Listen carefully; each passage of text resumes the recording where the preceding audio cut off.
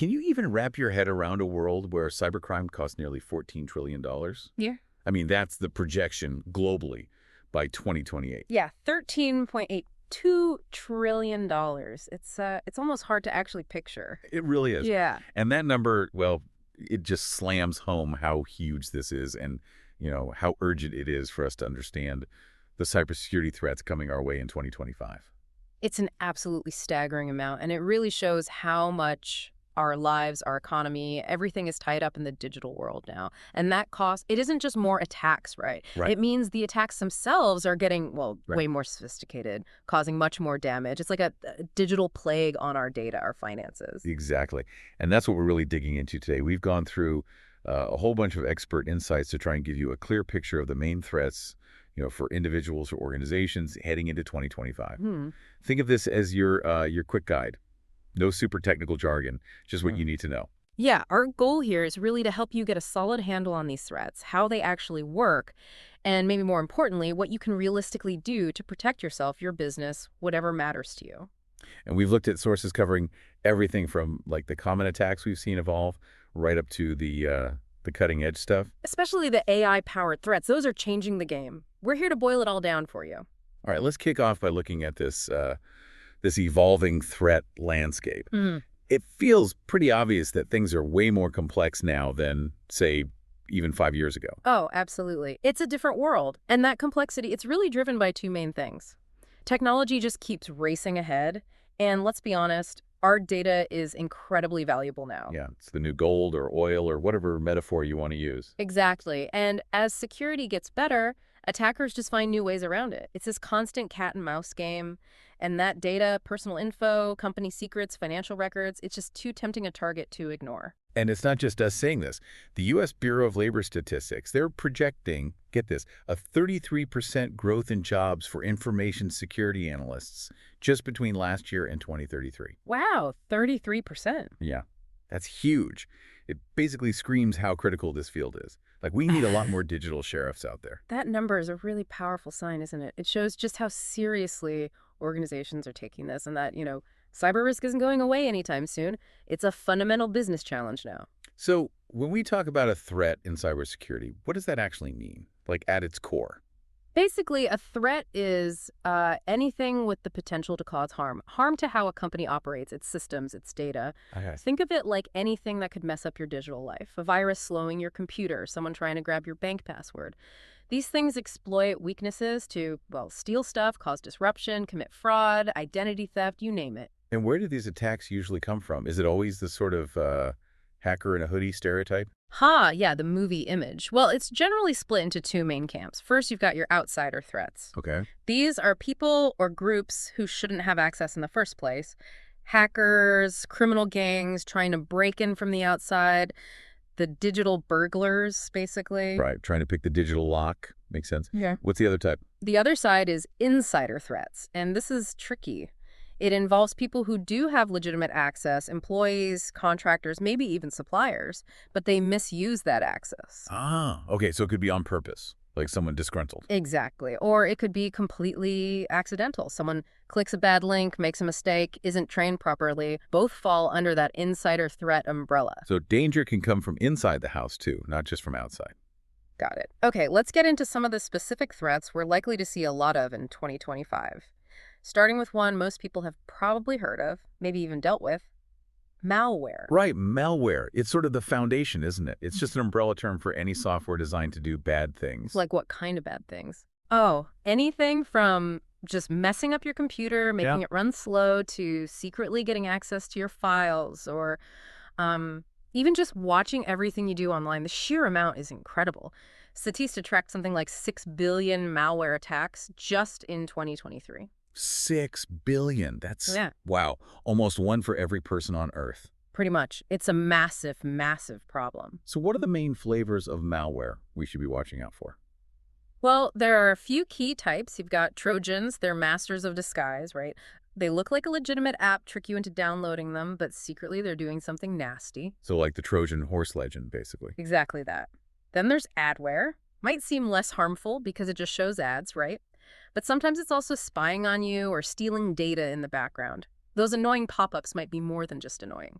Okay, so adware isn't always harmless. Good to know. What else? Spyware does what it says on the tin, really. Sneaks onto your device, watches what you do online, steals passwords, credit card numbers, that sort of thing. Often gets delivered via Trojans or adware. And then, the really big one lately, ransomware. Ah, yes, the digital kidnapping. Yeah. Locks your files, demands money. Precisely. It encrypts your files, scrambles them, basically, so you can't use them without paying for the key.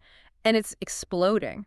Forecasts suggest an 81% jump year over year from 2023 to 2024. 81%. That's terrifying growth. It is, and the tactics are getting worse. We're seeing double extortion becoming standard. What's that? They don't just lock your files, they also steal a copy and threaten to leak it publicly if you don't pay.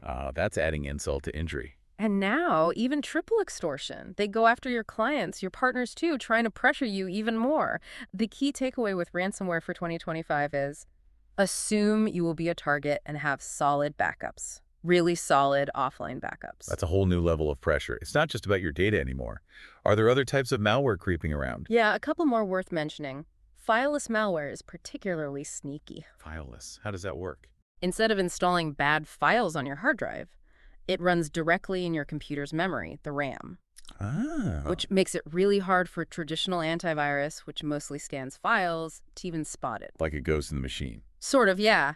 And cryptojacking. That's where they hijack your computer's power to mine cryptocurrency for them, often without you even noticing much of a slowdown. It just sits there, leeching resources. Wow. Okay, so fileless malware is super stealthy. And you mentioned AI earlier. Is that making malware even worse?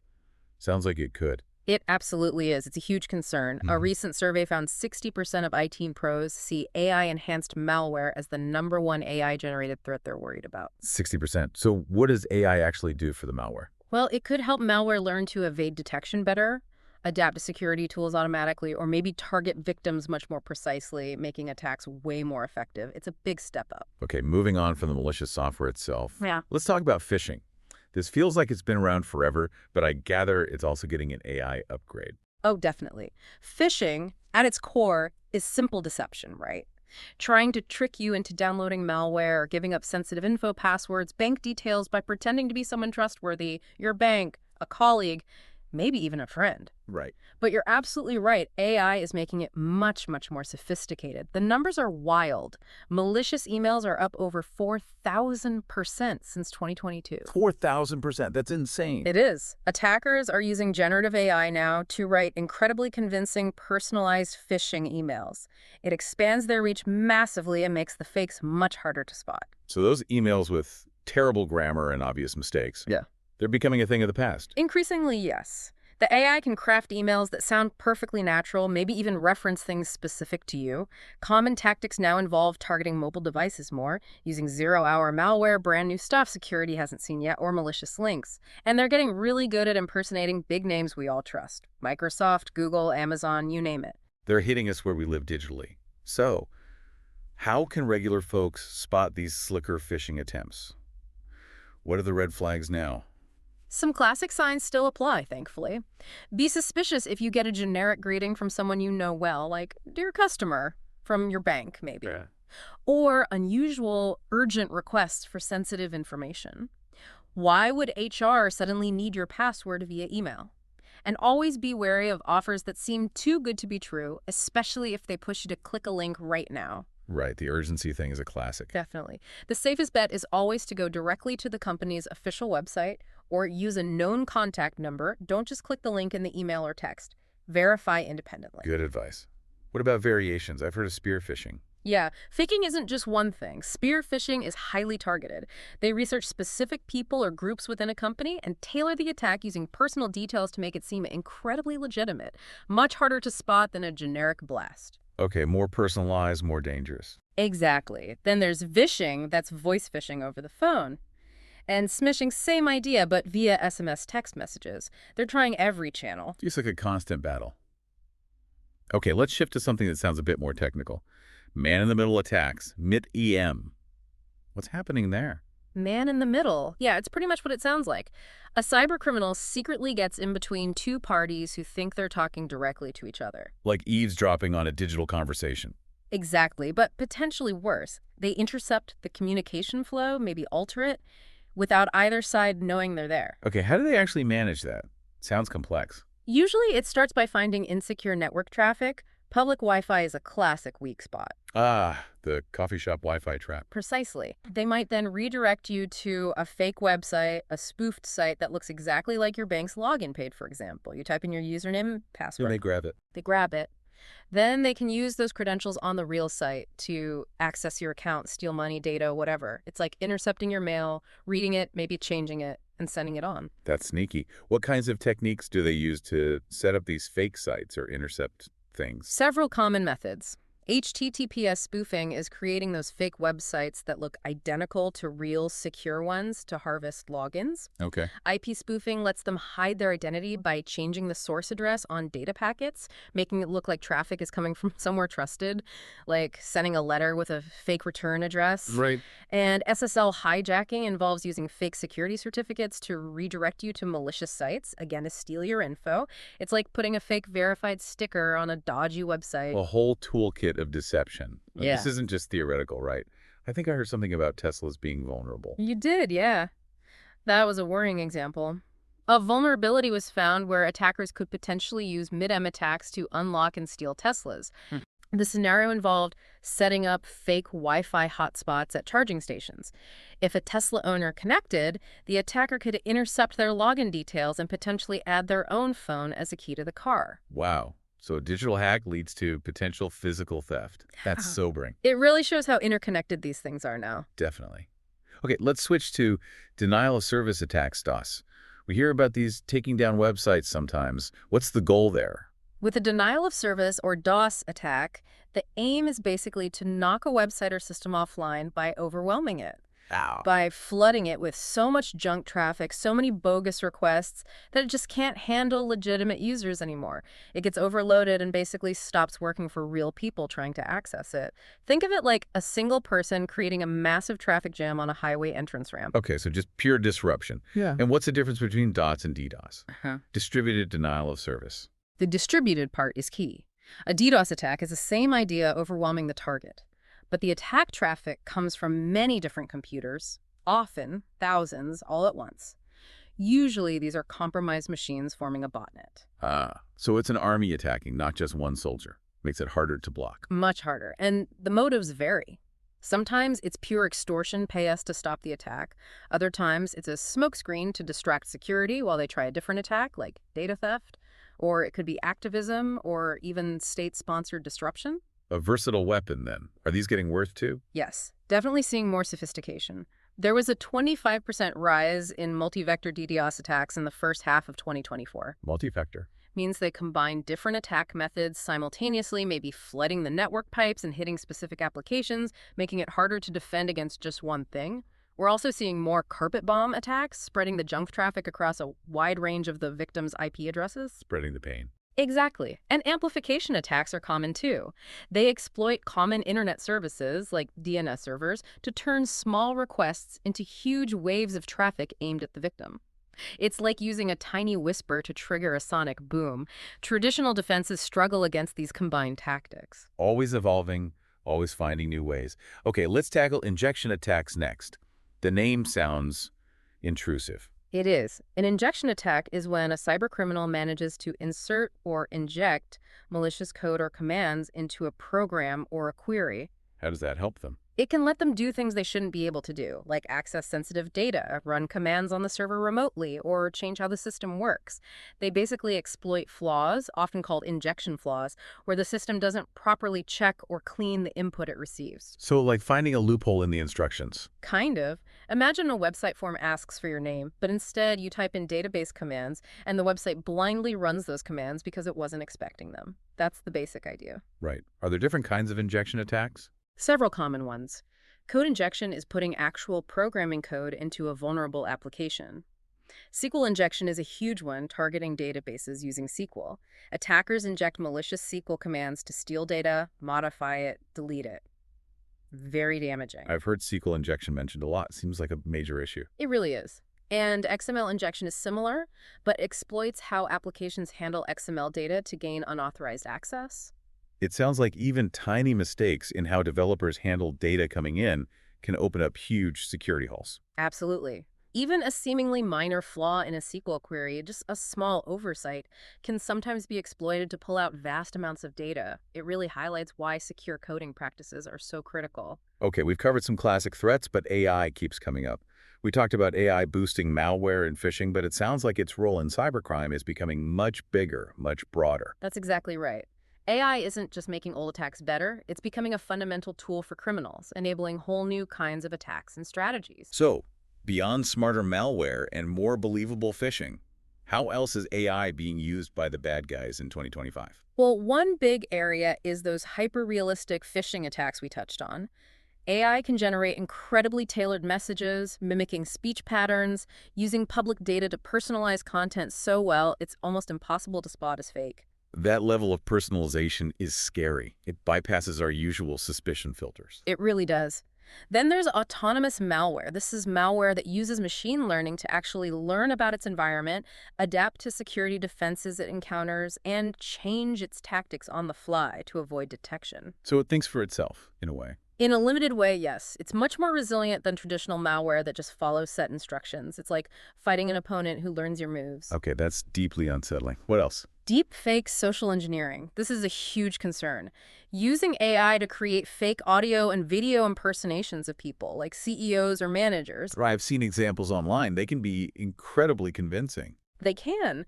And attackers use them to trick employees into transferring money, giving up confidential data, you name it. The number of deepfakes online has exploded up 550% between 2019 and 2023.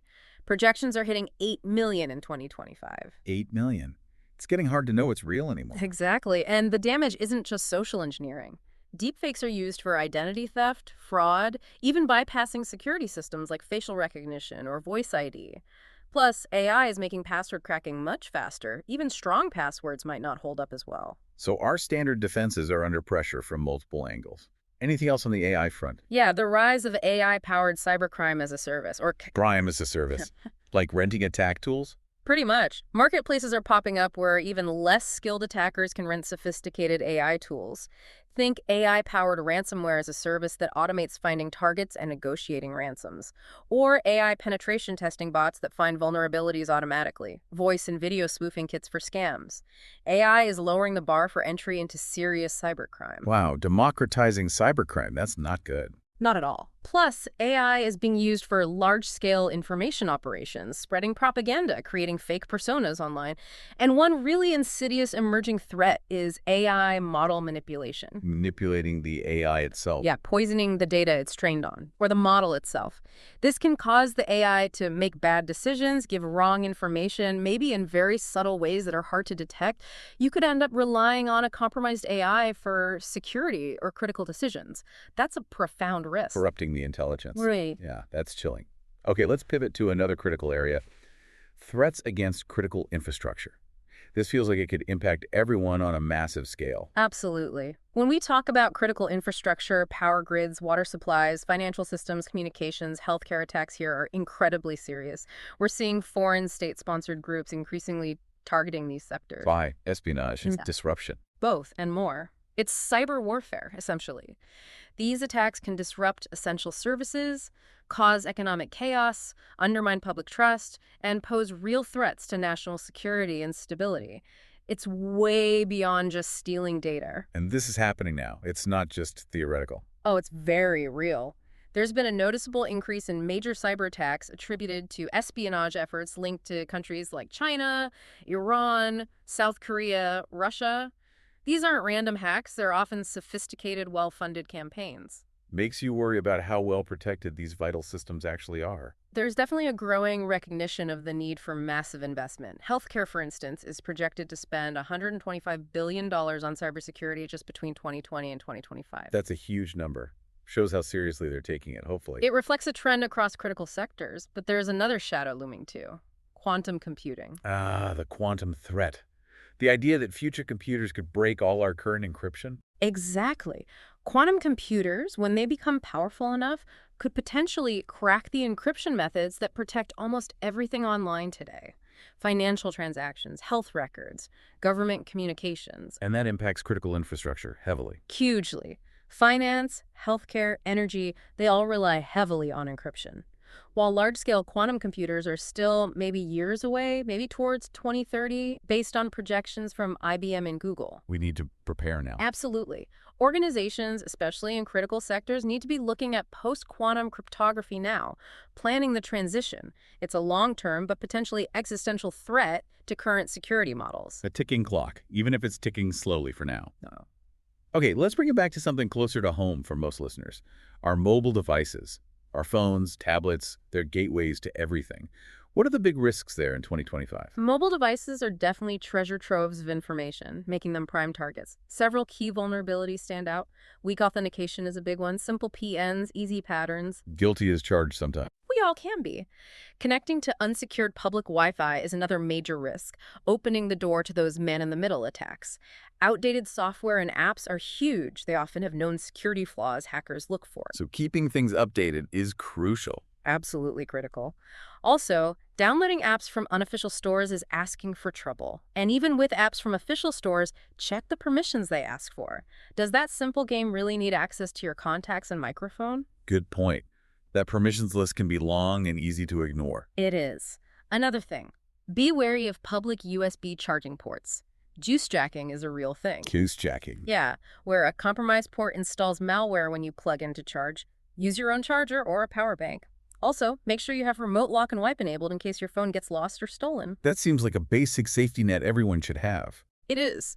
And we're also seeing attackers increasingly target Web3 and crypto assets through mobile vulnerabilities. Plus, the time between a vulnerability being discovered and hackers exploiting it is shrinking.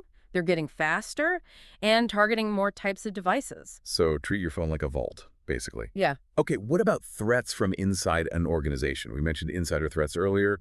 Still a big deal. Absolutely. Insider threats remain a major headache for organizations. Like we said, it can be malicious, someone intentionally stealing data or causing damage, or completely unintentional. Like clicking the wrong email attachment. Exactly. Negligence, mistakes, lack of awareness, it happens all the time.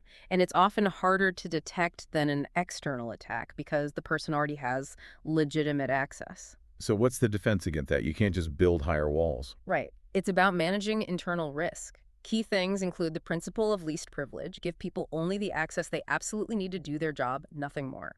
Monitoring user behavior for anomalies is crucial. What's normal activity for this person, and does this look weird? Great. And of course, continuous security awareness training, making sure everyone understands the risks and knows the right procedures. Building a security-conscious culture is key. It sounds like a huge amount for organizations to juggle. And we keep hearing about a shortage of cybersecurity professionals. Did that make all this even harder? It absolutely does. The skills shortage is a serious problem. There just aren't enough qualified people to fill all the open roles needed to defend against these threats. Even with that huge job growth projection we mentioned. Yeah, the demand is just outstripping supply. And paradoxically, you've seen some tech layoffs hitting security teams recently due to economic pressures, even while the overall need is sky high. So you have fewer defenders facing more numerous, more sophisticated attacks. It's a tough situation. A perfect storm, almost. Okay, so given this pretty intense picture of the threats in 2025, let's talk solutions. What can we actually do? Let's start with individuals. What are the practical steps you and I can take? Okay, for individuals, it really comes down to building good cyber habits. It's like digital hygiene. First, passwords. Use strong, unique passwords for everything. Seriously, unique. And use a password manager to keep track. Definitely. They're essential now. Second, enable multi-factor authentication, MFA, everywhere you possibly can. Use app-based authenticators or security keys if possible. They're much better than SMS codes. Okay, strong passwords, MFA. What else? Be super careful on public Wi-Fi. If you have to use it, use a VPN. And turn off auto-connect so your phone doesn't just join any open network it sees. Turn off Bluetooth when you're not using it. And avoid those public USB charging stations. Yes. Use a power bank or your own charger. Enable remote lock and wipe on your phone. Keep everything updated, your operating system, your apps. Turn on auto-updates. Simple stuff, but easy to forget. Very easy. Only download apps from official stores and check those permissions. If your device starts acting weird, battery draining fast, lots of pop-ups, pay attention. Be aware of your device's health. Exactly. Learn to spot phishing scams. Be skeptical of urgent requests. Verify things independently. Use security tools on your phone, good antivirus, web protection. Back up your important data regularly and keep a copy offline. Offline backups, crucial for ransomware. Absolutely. Don't plug in random USB sticks you find. Be careful with email attachments. Don't click suspicious links.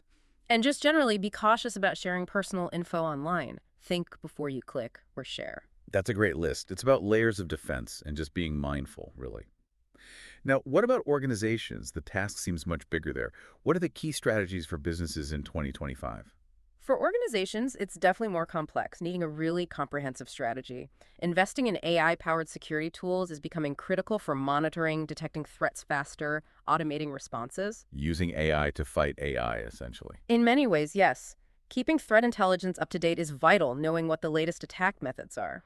Employee training is huge, making sure staff can spot those sophisticated phishing emails, understand social engineering tactics. Regular simulations help. Testing the human firewall. Exactly. Planning for the quantum threat, as we discussed, start evaluating post-quantum cryptography options. Implementing endpoint detection and response, EDR, is key for monitoring laptops, servers. Regular offline encrypted backups are non-negotiable. So backups are critical for everyone, individuals and businesses. Absolutely fundamental. For businesses that need help, partnering with a managed security services provider, an MSSP, can provide 204/7 monitoring and expertise. AI-powered email security filters are essential now. MFA, especially phishing-resistant MFA, should be everywhere. What about all those connected devices, the Internet of Things? IoT security needs focus. Update firmware, patch vulnerabilities, segment them on the network if possible, use strong authentication, encrypt data, both when it's moving and when it's stored, especially in the cloud. Cloud security is another big piece. Huge. Adopting a zero-trust approach is becoming standard, basically. Don't trust anyone or anything by default, always verify. Monitor cloud environments constantly with SIEM tools. Enforce that principle of least privilege we talked about. Use behavior analytics, UEBA, to spot weird activity that might indicate an insider threat or compromised account. It's a lot to manage. It is. Secure email gateways, SIGs, with good filtering and authentication like DKIM, SPF, DMARC are crucial. Limit who has admin rights. Use endpoint security like antivirus and firewalls, obviously. Keep software patched. Have a well-rehearsed incident response plan and a disaster recovery plan. Know exactly what to do when, inevitably, something bad happens. Plan for the worst, hope for the best. Pretty much. Regular security audits, vulnerability scanning, ongoing employee training, strong controls around critical infrastructure, investing in quantum-safe tech. Clear AI usage guidelines, monitoring the whole digital supply chain, automating cloud security checks, participating in threat intelligence sharing, data loss prevention tools, planning against APTs, those advanced persistent state-level threats, network segmentation. It's comprehensive. Wow. It really is a multi-front battle, constantly evolving. It just underscores that staying ahead requires nonstop effort, being proactive, and always improving. So wrapping this up, what's the single biggest takeaway for everyone listening? I think the main thing is that the cybersecurity world in 2025 is incredibly complex, it's dynamic, and it's increasingly driven by sophisticated, often AI-powered threats targeting everyone, individuals, businesses, critical infrastructure. In this kind of environment, being proactive, staying informed, and using a layered security approach aren't just good ideas anymore. They're absolutely essential for staying safe online. You just can't afford to be complacent. Couldn't agree more. Staying informed, adapting is really everyone's responsibility now in this digital age. Okay, on that note, here's a final thought for you to chew on. As AI becomes more and more central to both attacking and defending in cyberspace, how is that going to fundamentally change how we think about trust and security online? What new ethical questions, what new practical challenges does that raise for the years ahead? Definitely something to think about. Thanks so much for joining us for this deep dive.